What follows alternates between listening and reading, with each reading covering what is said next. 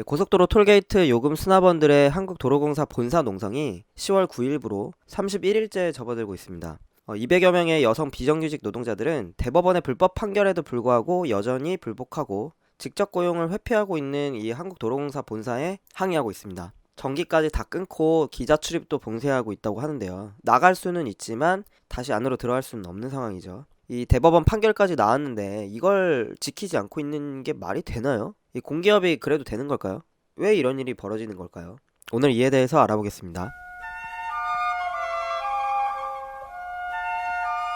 전국적으로 요금 수납원은 6,718명이라고 합니다. 이 중에서 300여 명은 한국도로공사를 상대로 근로자 지휘확인 소송을 했고, 지난 8월 29일에 이 대법원은 이 노동자들이 한국도로공사와 근로관계가 있다고 본 이 원심 판결을 확정했습니다. 그러니까 도로공사는 이 노동자들을 직접 고용해야 한다는 의무를 지게 된 거죠.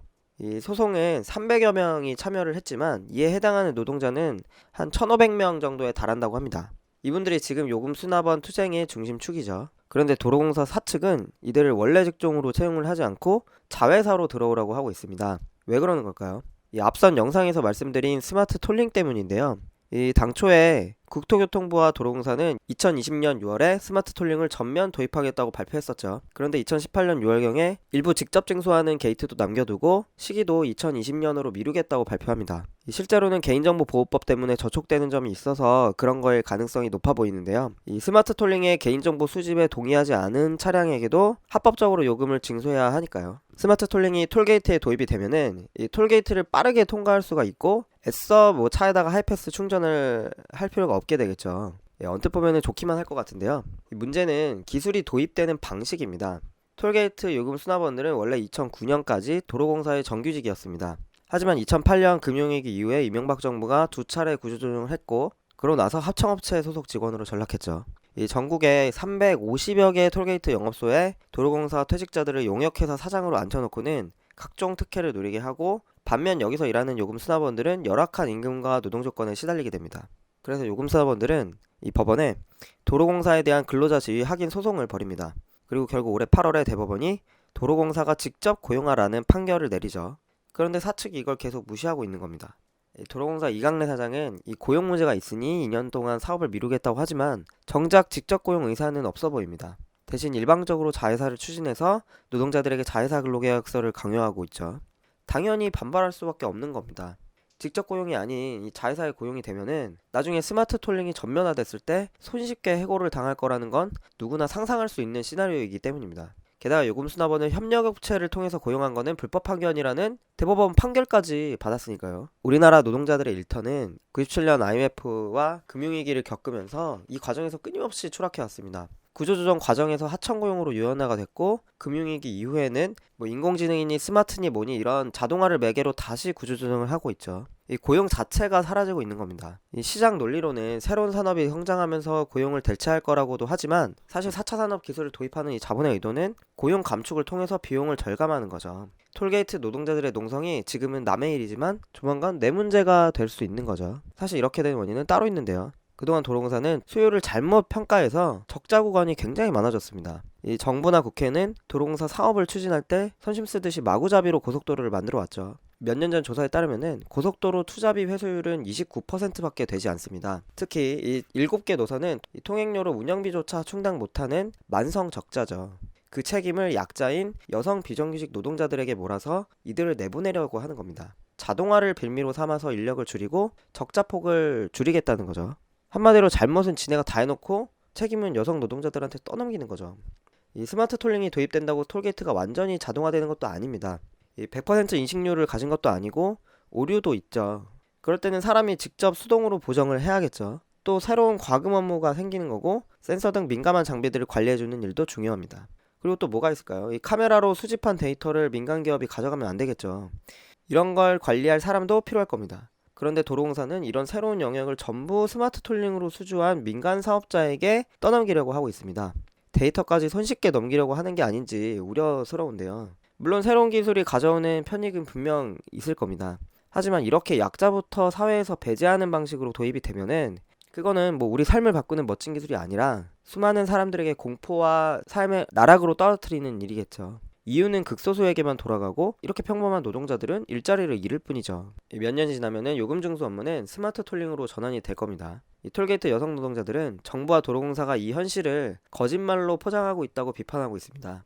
이 요금 수납원들이 기술 발전과 시대의 변화를 거부하는 퇴행적인 집단인 것처럼 묘사하면서 말이죠. 하지만 노동자들은 스마트 톨링을 반대한다고 한 적이 없습니다. 이분들이 반대했던 거는 스마트 톨링을 매개로 자신들을 해고하고 동시에 노동 강도를 높이는 착취를 반대했던 거죠. 왜냐면 지금까지 계속 그런 식으로 해왔으니까요. 이미 도로공사는 이 하이패스 도입을 이유로 요금 수납원 수천 명을 해고했는데요. 2007년에 이 전국의 하이패스가 개통된 이래 해마다 300명이 해고됐다고 하죠. 이 하이패스 도입 후에 밖에서 요금 받는 일은 줄었습니다. 그런데 새로운 업무가 생겼다고 하는데요. 하이패스 요금 출금 여부를 확인한다든지 안테나가 제대로 작동하는지 심사하는 등의 업무, 미납금 징수, 하이패스 카드와 이 단말기 판매 같은 일입니다. 하지만 어인일인지 인원은 전혀 충원되지 않았죠. 이 남아있는 노동자들의 노동 강도는 더 악화될 수밖에 없었습니다. 하이패스라는 신기술 도입이 노동자들을 편하게 한 게 아니라 더 힘들게 한 겁니다. 이렇게 자동화를 핑계로 수십 년 동안 일해온 노동자를 하루아침에 해고하는 게 맞는 걸까요? 그게 아니면은 하이패스나 스마트 톨링으로 노동시간과 노동 강도를 줄이고 고용을 안정시키고 인력을 충원하는 게 맞는 걸까요?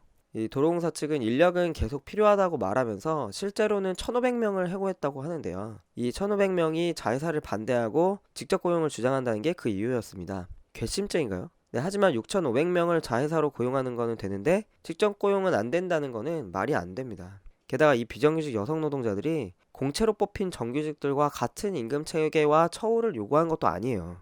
지금 정부가 자회사라는 간접 고용 형태를 고집하는 이유는 고용과 임금 안정 등 이 노동자 권리에 대한 책임을 회피하는 데 유리하기 때문입니다. 노동자들에게 계속해서 불안한 고용과 낮은 임금을 강요하려는 거죠. 이 민영화도 쉽고 스마트 톨링이 초래할 구조조정도 쉽고 노동자 탄압도 쉬운 구조를 만들 수 있으니까요.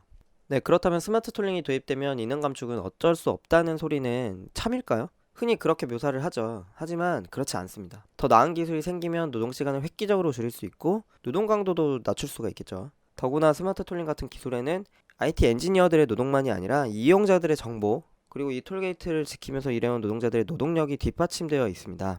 그동안 도로공사가 쌓은 이익과 국민 세금으로 기술 개발을 하고 도입하는 거라면 이 새로운 기술은 노동자들을 위해 쓰여야 하는 게 아닐까요?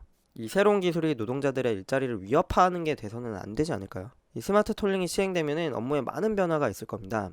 노동자들은 이용자들의 편의와 요금 순환 시스템을 개선하는데 필요한 변화를 받아들일 준비가 돼 있다고 말하고 있습니다. 하지만 노동 조건을 악화시키는 방식으로 받아들이기는 어렵겠죠. 그러니까 회사는 노동자들과 함께 논의해서 어떻게 이 기술을 도입하면서 동시에 노동 조건을 악화시키지 않을지 업무 환경은 어떻게 바꿀지 논의해야 되는 겁니다. 예를 들어서 이 스마트 톨링 시행 후에 남게 되는 직접 수납 업무는 노동 시간을 줄이고 노동 강도를 완화함으로써 바꾸고 그러면서 수납 업무가 줄어드는 만큼 다른 업무가 늘어나게 되는 부분에 대해서는 회사가 재교육을 제공한다든지 말이죠. 우리는 보통 이 기술 발전이나 인공지능, 자동화 같은 변화를 두려워하기도 합니다.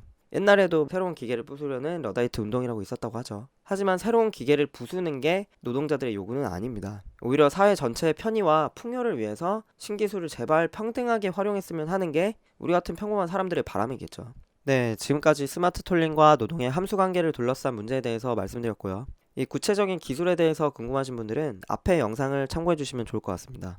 네, 지금까지 따옥이었습니다.